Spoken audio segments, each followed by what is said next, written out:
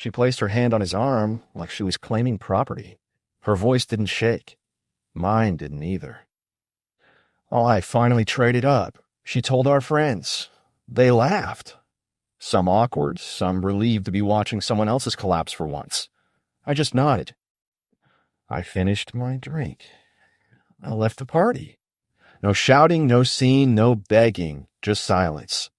My preferred language when I'm about to dismantle someone. You have to understand who she used to be to know why this cut deep. Her name was Leela. We met in our first year of college before either of us owned anything worth losing. We built each other. I thought we did anyway. We shared dinners cooked on a single dented pot. We whispered plans in cramped apartments. We promised forever without rings. She used to kiss me like I was home. But comfort is boring when you start craving applause. And applause was the one thing I never cared to chase. She did.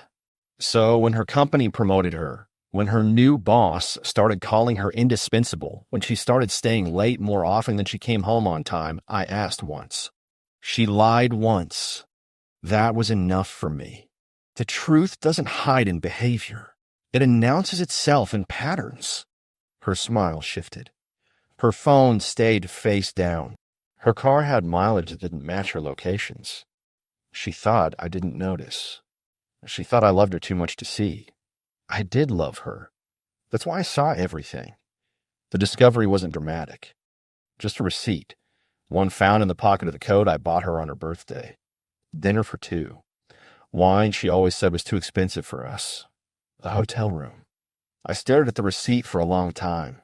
Not hurt, not angry, just awake. A person only gets to break your heart once. Everything after that is strategy. So I didn't confront. I learned her boss.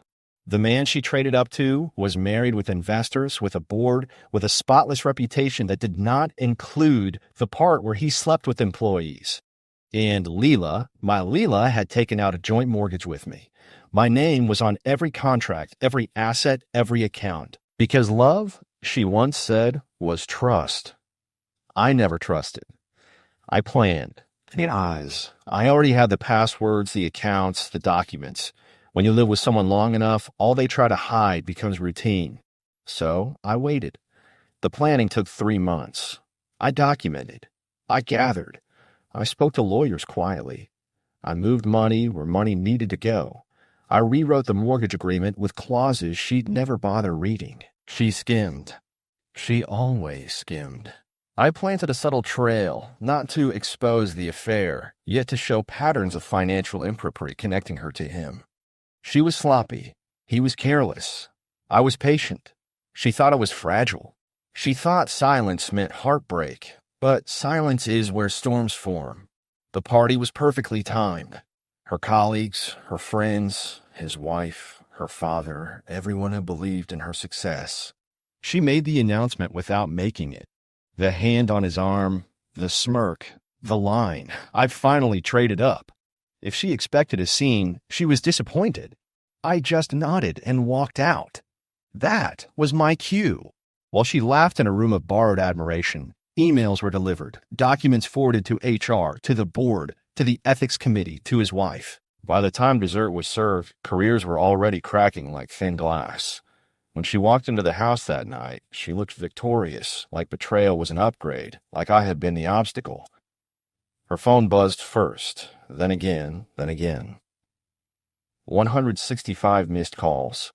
Board members, her boss's wife, her coworkers, HR, her reputation unraveling in real time. And finally, the one message that made her hands shake. He knows. Call me before you lose everything. Her father. She looked at me, then really looked. What did you do? She whispered.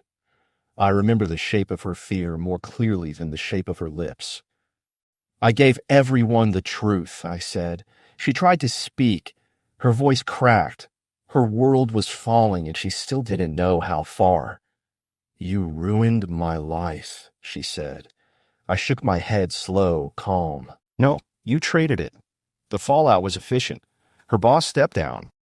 His wife filed for divorce. The board launched an investigation. She was fired publicly, and the mortgage, the house she thought we built together, I kept it. The financial documents she skimmed had cost her every share she once fought for. She left with clothes that didn't suit her and jewelry she didn't pay for. Her father called me once to apologize. Not for her, for not realizing someone could love his daughter deeply and still know when to let her drown herself. People ask if it hurt. They ask if I miss her. I don't, because the version of her I loved never existed.